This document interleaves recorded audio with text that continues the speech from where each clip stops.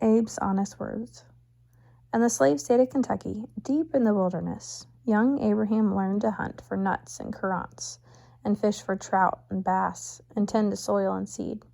He learned sorrow at age 9 when his mama died, but he found a great joy with a loving stepmother who encouraged him to read and learn. Abraham Lincoln is my name, and with my pen I wrote the same. I wrote in both haste and speed, and left it here for fools to read. The family moved deeper into the wilderness, to the free state of Indiana. Panther screams and prowling bears filled Abraham's night with fear. He had just a mite of schooling, yet he loved words, the way his papa, a master storyteller, did. He stuffed books inside his shirt. In between splitting wood and plowing, he stood in the field and read. He read some books so many times, he knew whole parts by heart. The things I want to know are in books. My best friend is the man who will get me a book I ain't read. Another moved to North Salem, a village in Illinois. The long, lanky boy was a man now. He ferried people and goods down the Ohio and Mississippi rivers. In between the pool of the pole and the splash of the water, he listened to hunters spin tall tales of a mighty marksman, half man, half alligator, and sailors describe giant mosquitoes that could kill a man. He heard lawyers tell how they used words to gain justice for ordinary folks. He heard preachers quote from the Bible, "A house divided against itself cannot stand." He stored those different words in his heart and wove them into his own words. The long, muddy Mississippi River brought Lincoln south to New Orleans. He walked on cobblestone paths and along canals, past flowers spilling over lacy iron balconies. He saw men and women in fancy clothes, eating fancy foods and sipping wine. French, Spanish, and English words were filled in his ears, but a hideous sight shattered his joy. 12 Negroes, chained 6 and 6 together, strung together like so many fish upon a trout line, being separated forever from their childhood, their friends, their fathers and mothers, and brothers and sisters, from their wives and children, into perpetual slavery. Lincoln worked at many jobs: farmhand, store owner, postmaster, surveyor, rail splitter. Whatever, wherever, he always had a book in hand. Elocution, grammar, mathematics, biography, history, poetry, plays. Upon the subject of education, I view it as the most important subject which we as a people can be engaged in.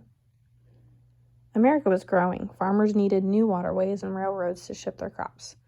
Everyone needed better education. If he became a lawmaker, he could help people get these things. So he ran for the Illinois state legislature. He spoke in public squares, in county stores, and hayfields. I am young and unknown to many of you. I was born and have ever remained in the most humble walks of life. I have no wealthy or popular relations to recommend me. He lost the election. But people liked what he had to say and how he said it. He ran again. This time, he won. He ran 3 more times and won. He became a lawyer. His clients praised honest old Abe, the lawyer who was never known to lie. He didn't like the nickname Abe, but it stuck. Resolved to be honest at all events, and if you cannot be an honest lawyer, resolve to be honest without being a lawyer. Choose some other occupation. Nearly 4 million black men, women, and children were enslaved in southern states. Lincoln thought slavery a great evil. If he became a United States Senator, more people would hear him speak out against it. In speech after speech, he reminded people that slavery did not fit with the ideas of the Declaration of Independence. As a nation, we began to declare that all men are created equal. We now practically read it, all men are created equal, except Negroes. He lost the election, but again, his words got much attention. People felt he spoke from his heart. In the next 2 years, tension over slavery grew between the South and the North. Lincoln ran for president and spoke out against his evil practice. He won this election, but a month before he took office, 7 southern states left the Union. They formed their own government with their own president. In his first inaugural address, Lincoln reminded Americans that they were only one people. We are not enemies, but friends. We must not be enemies. So I've been reading a lot of this text that is italicized in blue. We're not going to finish this story today. We're going to finish it on Monday. But I do want to ask you a quick question before we move on. In the discussion tab, can you tell me, why are these words italicized in blue and separate from a lot of the other words on this page? This page. this page. All throughout these pages, there's some italicized words.